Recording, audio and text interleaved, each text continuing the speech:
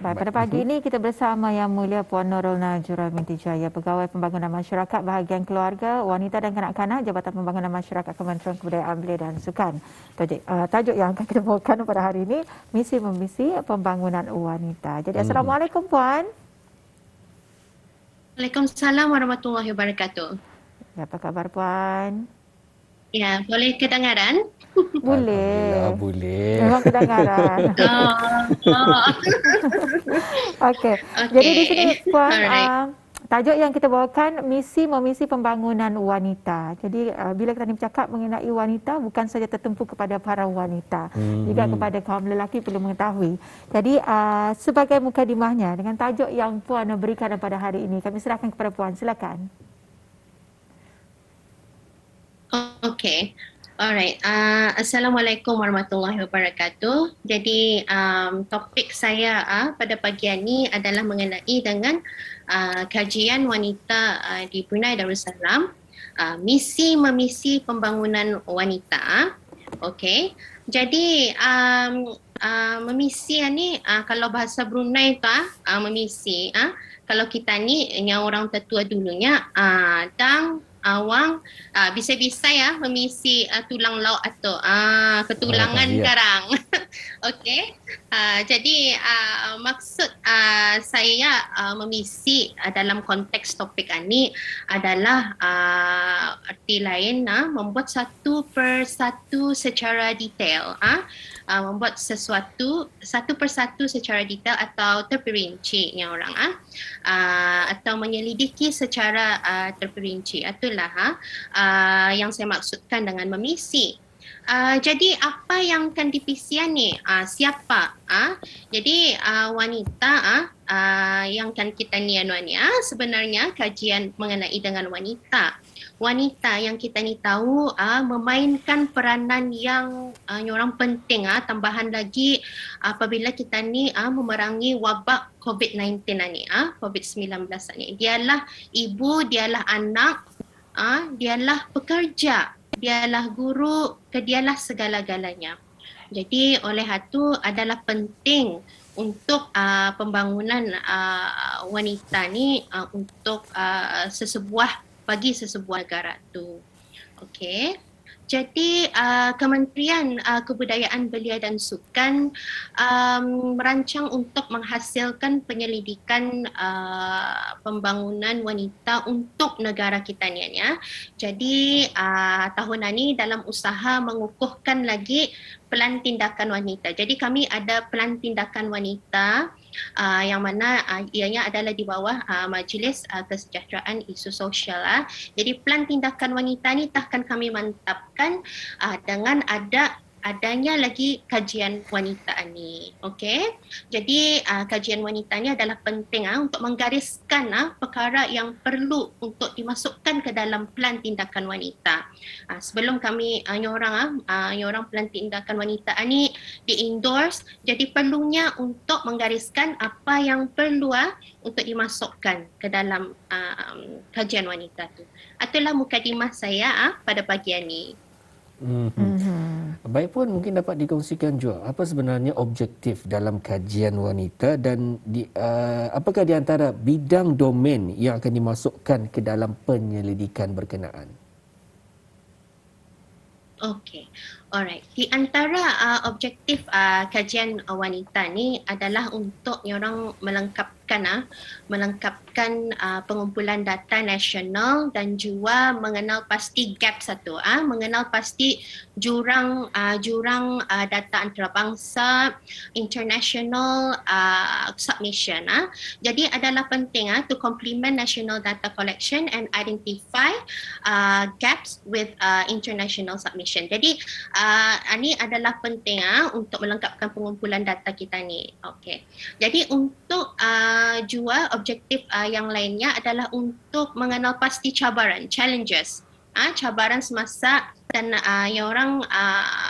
cabaran semasa masa kini lah tu dan serta peluang bagi wanita di negara Brunei Darussalam ini dan untuk memajukan juga perkembangan mereka memajukan perkembangan wanita secara amnya.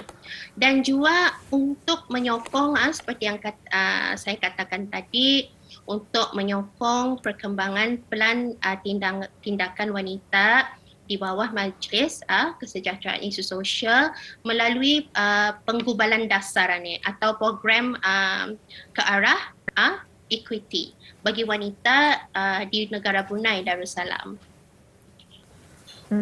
Jadi apakah bidang domain? Bidang domainnya ni yang akan dimasukkan dalam kajian wanita ni. Apa bidang domainnya? Jadi pada bulan Mac yang lalu, tempoh hari sewaktu sambutan Hari Antarabangsa Wanita, beberapa platform telah diadakan kepada kaum wanita untuk mengongsikan idea-idea bisdurangan ni. Jadi apa idea-idea bisdurangan ni? Kami buatkan bisdurangan ni forum dan sebagainya. Jadi durangan ni mengongsikan apa yang mereka mahu, apa yang what do they want, what do they feel lacking di negara Darussalam, apa yang diorang fikirkan, diorang mahu majukan lagi, diorang mahu perkembangkan lagi hal ehwal wanita ni. Jadi perkara-perkara penting yang diorang bincangkan itu adalah akan dikenal pasti untuk dipersuaikan sebagai cadangan fokus kajian wanita, yang mana mereka mahu lagi orang mencapai keseimbangan kehidupan kerja keluarga ni, work-life balance itu yang diorang mahu, and then juga gender equity, kesetaraan gender, kekerasan terhadap wanita termasuk gangguan tempat kerja, workplace harassment ada dibangkitkan semasa diadakan forum-forum berkenaan. Dan juga mengenai dengan keganasan rumah tangga, kesalahan seksual serta jati diri wanita. Jati diri wanita ni maksud saya di sini adalah shifting diorang punya mindset, strengthening diorang punya identity dan resilience of women. Jadi perkara-perkara anitah yang dibangkitkan semasa mengadakan forum berkenaan. Okay, jadi workplace harassment ni ingin saya elaborate lah. Isu ni memang merupakan salah satu cabaran kerjaya yang dihadapi oleh kaum wanita ni. Memang macam kita ni andang juga tahulah mengenai dengan sexual harassment di tempat kerja. Namun perkara ni orang akan lagi diperkatakan dan akan diselidiki dengan lebih lanjut dengan terperinci kepada pembangunan wanita di negara ni. Jadi hasil yang diharapkan adalah kesedaran orang ramai, awareness kesedaran publik mengenai dengan wanita yang menghadapi gangguan di tempat kerja, untuk lebih berani tampil ke hadapan. Dengan kajian wanita ni diorang berani tampil ke hadapan. Di samping itu sokongan kuat daripada keluarga. Ini penting, sokongan kuat daripada keluarga dan rakan sebaya adalah penting, bukannya hanya menyalahkan mangsa. Jadi terdapat juga kes-kes yang kami ada terima lah di pembangunan masyarakat mengenai dengan gangguan seksual di tempat kerja. Yang mana bisdurangan ni takut untuk melaporkan, takut tampil ke hadapan kerana bisdurang takut akan dibuang kerja dan sebagainya. Jadi inilah yang kita ni mau orang isu ini ditampilkan lagi ke hadapan dan wanita pun berani untuk tampil. Okay? Alright. Jadi ada juga berlakunya sexual violence dan juga selain daripada itu adalah work-life harmony, work-life balance. Isu work-life balance ni, isu ni telah memang lama sudah dikenal pasti. Memang salah satu cabaran besar bagi kaum wanita yang memegang peranan sebagai orang isteri, wanita bekerjaya, ia jual anak dan sebagainya. Jadi walau bagaimanapun beberapa penyelesaian semasa forum itu telah dicadangkan seperti menetapkan keutamaan, pengurusan masa, priority itu which one is priority first, okay? Pengurusan masa, memantapkan lagi orang hubungan kekeluargaan lagi dan silaturahim dengan rakan sebaya. Jadi itulah mengamalkan gaya hidup sehat serta sentiasa berfikiran positif dan mengambil iktibar daripada yang dialami. Jadi inilah perkara-perkara yang menjadi bidang domain dalam kajian wanita ni. Selain daripada itu jati diri wanita. Jati diri wanita ni yang mana kita ni mahukan lagi wanita ni kalau boleh ni orang berani untuk membuat keputusan sendiri, bijak dalam menangani atau mengatasi faktor-faktor yang menjadi penghalang. Misalnya kadangnya ada yang beralasan macam saya dah dapat kerja kerana siapatah akan menjaga anak saya dah dapat kerja kerana saya tidak ada kenderaan, transport dan sebagainya. Jadi inilah yang akan diselidiki permasalahan-permasalahan wanita, isu-isu wanita yang menghalang bisdurang itu internal and external factor. What are the internal and the external factors? Okay, yang menghalang bisdurang. Jadi itulah objektif dan juga bidang domain yang saya sampaikan tadi. Dan juga kalau tu Tani mengetahui mengenai dengan objektif. Jadi kajian yang akan dilaksanakan nanti dan berapa lama tempoh kajian berkenaan? Okey. Jadi cara kajian ini adalah dengan cara data collection, okey dan analisis yang mana akan digunakan untuk penyelidikan, aktiviti penyelidikan, research activities. Jadi primary collection of data iaitu through questionnaires, ada survey, focus group interviews dan workshops. Okay. Jadi pengumpulan data tu haruslah diberikan kepada sampel yang mewakili statistik tidak kurang daripada 6,000 wanita dan perempuan dari usia 15 tahun ke atas. Okay. Dari pelbagai latar belakang, okay, yang merangkumi usia, merangkumi agama, status ekonomi, status perkahwinan, pencapaian pendidikan dan dari keempat-empat daerah, 4 districts. Jadi no less than 6,000 women and girls from the age of 15 years old and above. Inilah yang akan kita ni selidiki dan akan diinterview dan sebagainya.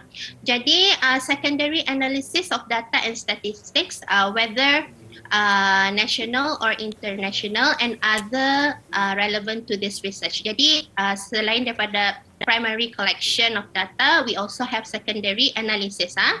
Okay. Jadi tempoh masa kajian selama 8 bulan. 8 bulan. Yang mana 8 bulan ini we think it is doable.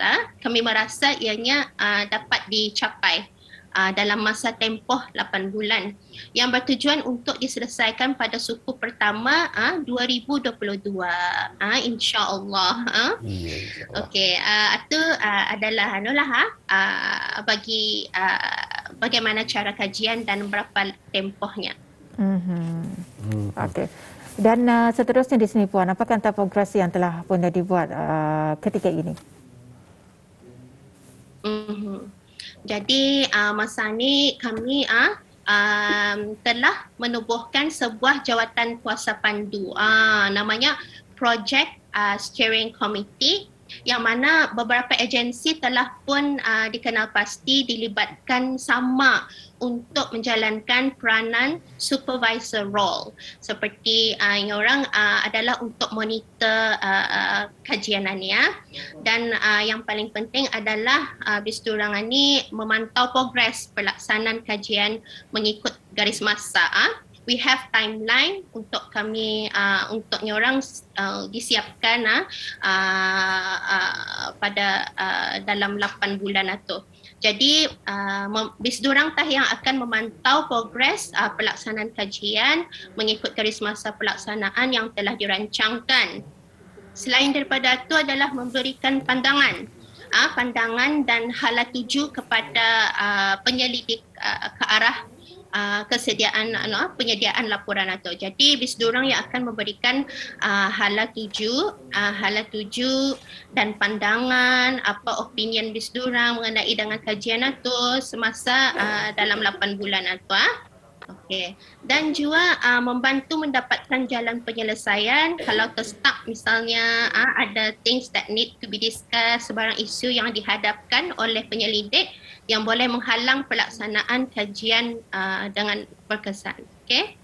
Jadi masa ini juga telah mengisi draft Terms of Reference TOR atau Terma Rujukan Kajian Pembangunan Wanita bagi proses mengeluarkan tender untuk dibukakan kepada researchers, untuk dibukakan kepada penyelidik menjalankan kajian wanita ini. Tawaran ini adalah secara terbuka, telah diiklankan, telah pun dibukakan kepada sesiapa saja yang ingin menjalankan kajian wanita ini. Dan info day-nya adalah esok 21 pada 21 hari bulan Oktober, ya. Jadi esok akan diadakan info day. Okey. Bagi yang menenda tu, bagi siapa yang menenda kajian wanita ni. Jadi itulah yang ingin saya sampaikan orang mengenai dengan jawatan kuasa pandu yang telah ditubuhkan dan juga TOR dan kemudian telah pun ditender diiklankan melalui surat akhbar dan website. Iya, itu dia antara progresnya. Dan oleh kerana kita kesudahan masa di sini Puan, mungkin Puan boleh memberikan apakah antara harapan pihak Puan mengenai dengan hasil kajian ini secara ringkasnya. Silakan Puan.